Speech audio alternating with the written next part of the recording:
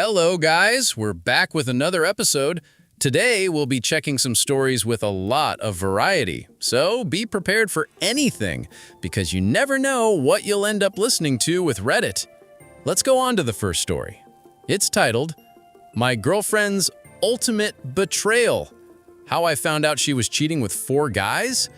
So yeah, never thought I'd be posting here, but man, I need to get this off my chest. Been with my girl for 3 years and was legit saving for a ring and everything. Then her phone starts blowing up at 2 a.m. like every night. She's all, it's just work stuff, but like, at 2 a.m.? Come on. I know everyone says don't go through your partner's phone, but whatever. I did it anyway, and holy crap, my life just exploded right there. It wasn't just one dude. 4 different guys. All these separate convos with pics I never want to see again. Them planning hookups. And worst part? They were all joking about me. One was literally my best friend since we were kids. Another was her boss, classic, our freaking neighbor from down the hall, and that gay friend she was always hanging out with who, surprise, surprise, wasn't actually gay. This had been going on for like 8 months while I'm working double shifts to save for our future and stuff. When I finally confronted her, I thought she'd at least try to deny it or cry or something. Nope, she straight up laughed and was like, took you long enough to figure it out. Said I was too predictable and she was bored. My so-called best friend texted later saying it wasn't personal and these things happen. Like, what the F, man? I just grabbed my stuff that night while she went out to clear her head, which probably meant hooking up with one of them, TBH. It's been like 2 months now. Moved to a different city, blocked all their asses, started therapy because I was messed up. Then yesterday she calls from some random number crying about how she made a huge mistake. Turns out boss dude fired her after getting what he wanted, neighbor moved away, my ex-friend got busted by his girlfriend, and the gay friend ghosted her once he got bored. She had the nerve to ask if we could work things out. I just laughed and hung up. Some things you just can't fix. And finding out your girlfriend's been living a whole secret life with 4 other dudes? Yeah, that's definitely one of them. Wow, that's beyond heartbreaking. 3 years of trust, plans, and hard work, only to find out she was living a completely different life behind your back. And with people you trusted. I can't even imagine how gutting that must have felt in that moment. And then to have her laugh about it?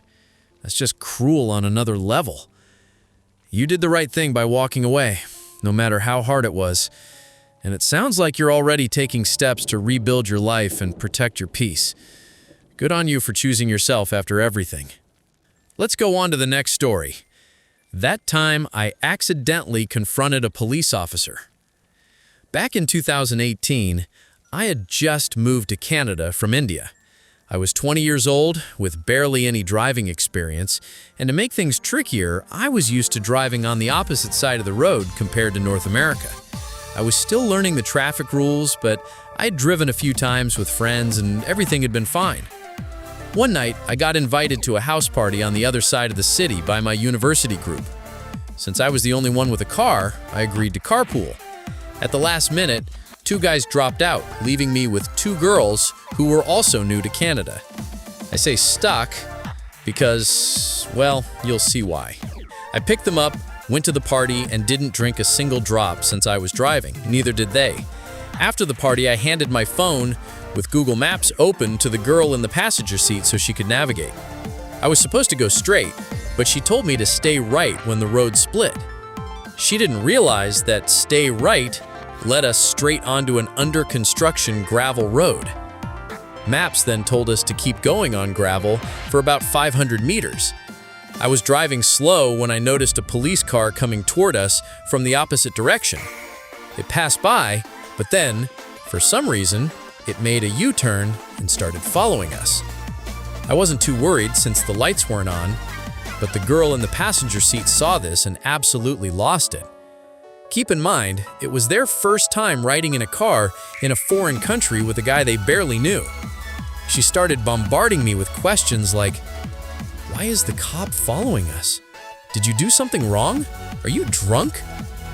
Her panic made the other girls start panicking too, and then, in the middle of all this chaos, she blurts out, "I'm only 17, I can't go to jail." That's when I started freaking out. I didn't even know she was a minor until that moment. She wasn't intoxicated or anything, but the idea that I had a 17-year-old in my car late at night with a cop following us made my brain short-circuit. So, I made a decision. I stopped the car. The cop stopped too, about 10-15 meters behind me. At that point, I realized maybe he wasn't actually after me until now, but it was too late. I had made it weird. And then I made it weirder. I got out of my car. I walked towards him, and yes, I knocked on his window. The officer rolled it down, clearly as confused as I was. I looked him dead in the eye and said, "Good evening, officer. Is everything all right?" He blinked and said, "Yes? Why do you ask?" I replied, "Because you started following me for no reason." There was a pause. He just said, "It's all okay." And that was it. I got back in my car and drove away. To this day, I'm 99% sure someone in the Kamloops RCMP still tells this story at the station whenever they need a good laugh. Oh man, that is priceless. You went from minding your own business to accidentally creating the most awkward, I'm totally innocent moment possible, all because you tried to be proactive. I can totally see the officer later telling his coworkers, "Yeah, this kid just walked up to my car and asked me if everything was all right." Between the gravel road, the panicking passengers, and the sudden, "I'm 17" bombshell, your brain didn't stand a chance. At least it makes for a fantastic story now, and you didn't even get a ticket out of it. Let's go on to the one. The first time I ran out of money in college, I realized how fast things can spiral. I'm in my third year of college now, but I still remember the first time my bank balance truly scared me. It was late in my first year. I had just come back from a group project meeting, and for some reason, decided to check my bank app. I had around $6, I remember. Rent was due in a week. My meal plan points were basically gone. Back home, I never thought about money. If I overspent, my parents would quietly help me out and tell me to just focus on studying. But now, my parents had their own financial struggles that year, and I knew asking wasn't an option. I sat on my bed staring at the number like it might somehow refresh and go up. It didn't. That night I Googled and watched videos on YouTube on how to make money as a student and fell into a rabbit hole of random ideas. I signed up for DoorDash, even though I didn't have a car. I did deliveries on my bike. I opened a Fizz account because other students said it built credit without putting you into debt. A friend mentioned Rakuten for cash back on stuff I was already buying, so I signed up there too. I even sold an old guitar on Facebook Marketplace. By the next month, I wasn't rolling in money, but I wasn't scared every time I swiped my card either. That whole experience taught me that adulthood isn't about having all the answers. It's about figuring things out fast enough so you can keep moving forward. That's such a relatable moment. That first time you check your balance and realize you're basically running on fumes is terrifying. It's like this sudden crash course in real life where you can't just wait for someone else to bail you out. I love that you got scrappy with it instead of freezing. Biking DoorDash orders, selling the guitar, finding little ways to stretch what you had. Those resourceful moments stick with you and honestly make you way toucher for the future. All right, let's see what story's next. This is pretty long. Hello, I'm BB. This is not actually my name, but you know. And me and my boyfriend broke up not too long ago, like 3 weeks ago, maybe? The reason is pretty simple, but heart-wrenching. He liked another girl. For a little backstory, me and him have known each other for a year now. We became friends because my best friend talked to him and found out he liked me, but was too shy to talk to me, so she set me up with him. At first I wasn't interested because I just didn't want to like someone, but there was something about him, something I can't quite explain, but it's like a click thing, you know? Fast forward to a few months later, we got together. It was the happiest day, and honestly, it was just the best thing that has ever happened to me in years. He didn't ask the usual, "Wanna be my girlfriend?" He asked, "Can I be your boyfriend?" It's not too different, but it hits different. For the first time in forever, I could say that I found someone that actually loved me for me, who liked my imperfections, who cared for me, who saw me for who I really was, and not for I was in the past, for taking my side on everything, who just freaking loved the shit out of me. I was happy, and so happy I actually beamed whenever I came home from school because we had done something special together. Not to mention that he was my first in everything, and that means a lot to me because someone liked me so much that they are willing to share intimate moments with me like that. And not anything sexual, just like holding hands, resting my head, or him resting his head on my shoulder and stuff like that. But not too long in the relationship, something shifted. He got drier, spent less time with me, less time talking to me, and just wasn't there for the most part. I tried my best not to overthink, but the feeling that something was wrong was just eating me alive. Until one day, in October of last year, he left. He said he needed some time for himself, and I get that, but leaving me was not an option. You could talk to me about it, but whatever, that's how men be. I was mad. I cried so hard that I couldn't breathe properly for hours. I thought he wouldn't leave me, but he did, and it was horrible, and I didn't know what to do. I just kind of stayed still for the remainder of the time he was gone. Some of y'all would just leave it there and move on, but not me. After what felt like years, he came back, but distant. I was hesitant, but my love for him was so much that I took him back. For a long, long while, he stayed the same way. Dry, responded to me every 5 hours. I'd send him 4 texts just for him to respond one of them. I felt so alone in the relationship, but I kept pushing for him, for us. One day, he just told me that he was done and he wanted to make things right with me. And I got kind of frustrated because he should have done that when we got back together, but I just ignored it and told him that he was more than welcome to do so. During our relationship, after coming, we had so many ups and downs. We had good weeks, bad weeks, sad weeks, times where we wouldn't understand each other, so we just argued about it, but later apologized. You know how relationships are, but we were together, and that's what mattered to me the most. We were at our 7-month mark. I was proud of us, of me, but I was especially proud of him. Then he decided to end it again because I was unhealthy. His reasoning was that I spent too much time with him and that I don't let him talk to anyone or do whatever he wants when he wants, which is untrue because I would never force my partner to do stuff that he doesn't like, and he can always talk to whoever he wants because I give him the freedom to do so, just that he needs to have limits and he can do whatever he wants. And yeah, sometimes I get carried away, but it's just that I'm so freaking in love that I can't even contain myself. But yeah, that's why he left for the second time. I was sad, but I'm mostly just chilling with my life. Like 2 weeks later, he came back yet again, and I let him in yet again. Y'all would probably beat me up for this, but IDK, I love that man so much, I would do anything for him. He came back, and it was good for a month until July. I had gone to New York with my father for 2 weeks to visit family, and I thought it would be a normal trip. But I guess my ex had other plans. On a Sunday afternoon, I was chilling with family when he texts me that he needs to talk to me about something, and I obviously make time for him because why wouldn't I? And he drops the bomb on me like on Japan. I like another person, and this has been going on for a month. A whole month, I had believed a lie. That sentence alone was enough to make me shake uncontrollably. I went to the guest room where I was staying at and broke down completely. I was sobbing, shaking, rocking back and forth. At some point, my legs gave out, and I just fell to the floor and stayed there for a while, just letting it all out. He didn't seem to notice how it affected me, typical of him. I would share screenshots, but they're too much for me to handle, so just as described, I was desperate. I told him to not leave me, that I loved him, the works. I was so desperate to know who was stealing my love away from me that I called him twice, but at the end of the day, he left. I felt empty, like a piece of my body had just forcefully gotten ripped apart.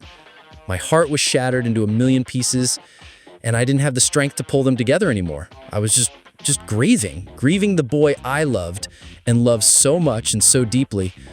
I might have a soul tie, but I don't know. The way he said sorry but left anyway, I know he didn't mean it, but whatever. How could you be unfaithful to the girl that loved you so much that she'd give you anything you ask for? I just don't understand. A few days later, he texted me saying that when I came back to PR, that we needed to talk.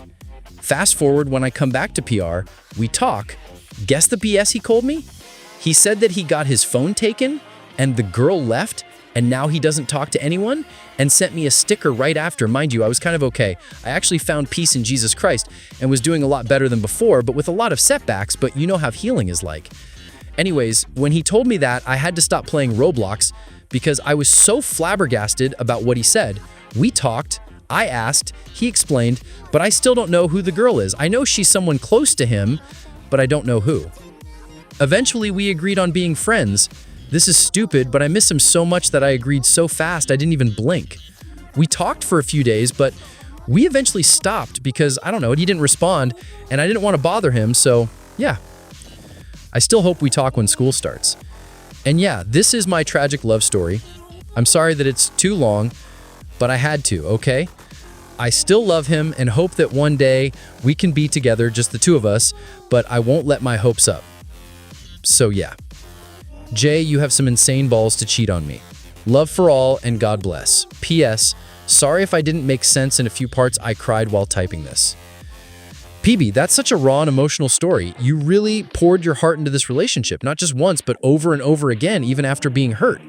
It's so clear how deeply you cared and how much those little moments, the hand-holding, the "can I be your boyfriend" meant to you. It's painful when someone you love so much can't or won't match the same energy. And even more painful when they replace that love with dishonesty. I'm glad you found some peace in your faith, even if the healing still comes with setbacks. That's proof you're stronger than you think, even when it doesn't feel like it. All right, let's move along to the next story when you're ready. I had a dream where I saved my wife's life in a way that makes me question who I am. So, my wife had rotator cuff surgery last week, and her recovery has so far been very difficult and painful for her. As her caretaker, I've been learning just how much I'm not cut out for the nursing profession. It's been a week of very little sleep as I'm constantly changing out her ice and doing everything possible to make her feel better and comfortable. The amount of anxiety I experience when I feel like I don't know what to do is a lot to handle, but she is improving. Anyway, last night when I was able to sleep for about 2 hours, I had a dream that the ground floor in our house caught fire and we couldn't escape down the stairs. We live in a townhouse with 3 floors and have an outdoor patio on our 3rd floor that shares a chest-high wall with the next-door neighbor's patio. Same floor plan. So, since we couldn't go down through the fire, we went up to try and escape to the neighbor's patio and get out that way. However, my poor wife, with her arm all bundled up in her sling, couldn't quite get over the wall and was in a lot of pain and kept refusing my help. Eventually, she gave up. She looked at me and said she was going to have to stay behind, that she was sorry, etc., and would not listen to reason at all. Then, without thinking about it, I simply punched her in the face, hard, knocking her unconscious. Then I awkwardly managed to push her limp body up and over the wall and to safety. When I woke up, I told her about it, and she laughed, thinking it was hilarious. But why was that my on-the-spot solution? I can't stop thinking about it. That is one wild dream twist. It's funny how, in dream logic, the most extreme, ridiculous solution can feel like the only option. Like your brain was just speedrunning a save-her-at-all-costs scenario with zero concern for, ethics. Honestly, it sounds less like a reflection of who you are and more like a stressed, sleep-deprived mind turning pure adrenaline into cartoon logic. The important part is, even in dreamland, you still found a way to save her, which says a lot about your instincts, even if the method was, unconventional. All right, what's the next story? I delivered my child in my work's parking lot on my B-day. The day of my birthday, my wife was extremely pregnant. Being we live in the US with subpar maternity leave, she planned to work until she went into labor. At lunchtime, she calls me and says she just started to get some contractions, but would work until the end of her shift so she won't have to take PTO. I say okay, but call me or leave if it becomes too much. About 20 minutes later, she texts me saying she's heading home to labor there. Our first took 19 hours, so she figured she had plenty of time. She leaves her place of work, a hospital no less, and starts to drive home. She was driving on the highway and thinking that these were really getting strong. She called me if I had left work yet, said no. She responds, "Good, meet me in your parking lot in 2 minutes. My office was on the way home from her." I see her, she pulls into my office driveway, then stops, so I run to her car. She's deep into a contraction. She rolls the window down, so I say, "Park there, I'll get my car and we'll go to the hospital." I get her out of the car, she takes a step, then gets on all fours to deal with the labor pain. After that contraction is done, I help her up, and then her water breaks. I say, "Don't worry about it, just get in the car." She in the door frame just saying, "I can't." I say, "Just get in." She says, "You don't understand, I can't sit down, just throw me in the trunk." "I'm not throwing you in the trunk." She says, "You have to call 911. I call, and within 10 seconds, she says, "We have a head." I put the phone on speaker on the ground, help her pull her pants down a bit, and baby is right there. While standing one more contraction, my daughter is in my hands. She wasn't crying, so I gave her a light tap on the butt, and she starts perking up. The 911 operator then had me wipe the mouth with a towel. She then says she needed me to tie off the umbilical cord with a shoelace. At first, I'm thinking, where the heck am I going to find a shoelace? When it dawned on me, I'm wearing shoes. I tie it tight, 6 inches from her stomach. Then I worried that I tie it too tight and I'll cut through it, so I grab my other shoelace and tie it again lighter. When we got to the hospital, they said tying the umbilical cord could have waited. This is all happening with a siren in the background. The paramedics went inside the building and says, "We're here for the pregnant woman." The person at the front goes, "There's no pregnant woman here." Eventually, somebody who knew I was on baby watch said they saw me leave and to check the parking lot. Eventually, they find us, and everything turned out okay. One hell of a birthday present. Fast forward 7 years, my daughter likes to tell everyone she meets that she was born in a parking lot, and now my dad is my birthday buddy. That's incredible. Talk about the most unforgettable birthday gift ever. You went from "I'll meet you in the parking lot" to literally delivering your daughter in a matter of minutes, and somehow kept your cool enough to follow 911's instructions on the fly. The image of you pulling out your own shoelaces like some impromptu survival dad is priceless. And now, your daughter has the ultimate icebreaker story for the rest of her life. Plus, you two share a birthday, which is just perfect. All right, let's see what story's next in line. How weed stopped me from dying. For real. This happened in November 17, 2017. I was in first year of my undergrad in Engineering University in Gujarat, India. My friend named Alex, changed, had his birthday coming tonight. Since it was his first birthday with us, new students, we wanted to make it more memorable. On the night of 16th, we brought cakes, soft drinks, food, music, and joined many random students in our celebration. Long story short, he really loved it and said, "Let's do something fun together." The plan was to go to the nearby state and drink like crazy. In India, only Gujarat was the state where alcohol is completely banned. So people often go to neighboring states, Rajasthan or Maharashtra, depending on their location. Alex proposed Rajasthan and wanted to sponsor everything because he was feeling it. He got his relative's SUV, and 6 other friends agreed to the proposed plan. On the other hand, me and my roommate Jack, changed, just started smoking weed recently. Even when I was in the party, he was constantly calling me to come and smoke with him. We couldn't even finish one joint, so we used to smoke together only. After some thinking, I told Alex that I can't come as something came up urgent for tomorrow morning. He insisted a lot, but all I wanted to do was smoke weed, get high with my roommate, and watch Netflix. Alex and 6 others decided to go. I went back to my hostel and did I wanted to do and went to sleep. My sleep was disrupted when I found my phone was constantly ringing in the morning. I picked the call, and it was this girl, Ash, changed. She was crying and told me that Alex had an accident last night. I asked how he was doing, and she didn't have any idea. I checked my phone, and there were 6 missing calls from the shop owner where we partied last night. I called him back, and he told me to come over. Things started to get fishy. My mind was thinking what I shouldn't. In a hurry, I left my phone at hostel and went to the shop owner. Turned out, last night they went to Border, had beers and alcohol. While returning, they faced an accident with a bus, and unfortunately, all of them died. There was nothing left of that SUV. I couldn't believe what I was hearing. Shortly after police came, since I was very close with Alex, I told them about last night. I didn't tell them that I knew they went for alcohol. I went back to my hostel. It was 9 in the morning. I have seen 50+ missed calls of my mom and dad. Apparently, me and Alex were from the same town, and it was all over local news that a boy from this town and this university died last night in an accident, and they thought it was me. I told them that it was Alex, and he's no more, all while crying like a baby. The consequences were not well. Whole university was in shock. Everybody knew they were drunk, so people cared very less about the tragedy. Drinking is bad is a stereotype in Gujarat. Story doesn't end here for Alex's family. Not only he died on his birthday, but also died young, unmarried. If a person dies unmarried, there is a ritual in Hindu culture called leal marriage, basically for the peace of the virgin soul. This happens on exactly a year after his death, November 17, 2018. On the ritual day, his mom couldn't take the emotional pain and she had a heart attack. She died on the same day.